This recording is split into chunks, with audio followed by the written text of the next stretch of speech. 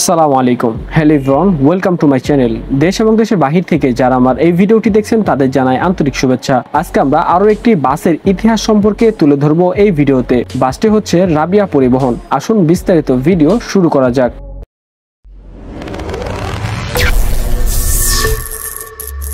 রাবেয়া পরিবহন 2015 সালে যাত্রা শুরু করেন। প্রথম দিকে কিছু সংখ্যক বাস নিয়ে ঢাকা রাজবাড়ী রুটে চলাচল শুরু করেন এই বাসটি। তখন থেকেই তারা মানসম্মত যাত্রী সেবা দিয়ে যাত্রীদের মন জয় করে নেন এই পরিবহনটি। বর্তমানে রাবেয়া পরিবহন রাজবাড়ীর কিং নামে পরিচিত।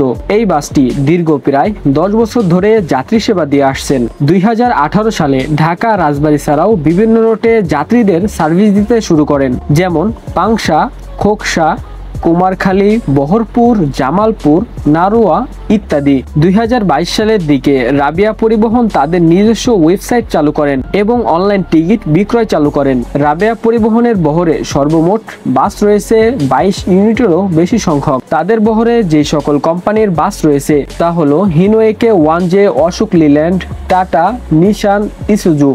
এই সকল কোম্পানির বাস দিয়ে তারা বাস সার্ভিস দিয়ে আসছেন। রাবেয়া পরিবহন এসি এবং নন এসি দ্বারা বাস সার্ভিস দিয়ে থাকেন। এই ছিল রাবেয়া পরিবহন সম্পর্কে বিস্তারিত তথ্য ও ইতিহাস। আজকের ভিডিওটা এই পর্যন্তই। বিশেষ দ্রব্য, ভিডিওতে থাকা যেই সকল ফটোগুলা ব্যবহার করা হয়েছে এই ফটোগুলা ফেসবুক থেকে কালেক্ট করা। যারা এই ফটোগুলা তুলেছেন তাদের জানাই ফরিদপুর বাস লাভারের তরফ থেকে অসংখ্য ধন্যবাদ। আজকের ভিডিওটা এই পর্যন্তই। আমার ভিডিওগুলো যদি আপনার কাছে ভালো লেগে থাকে তাহলে অবশ্যই আমার চ্যানেলটি সাবস্ক্রাইব করতে পারেন। পরবর্তী নতুন ভিডিও আগে পেতে সাথে থাকা বেল আইকনটি বাজিয়ে দিবেন। ধন্যবাদ। আজকের ভিডিওটা এই পর্যন্তই। পরবর্তী নতুন কোনো এক ভিডিও নিয়ে আপনাদের সাথে দেখা হবে। আল্লাহ হাফেজ।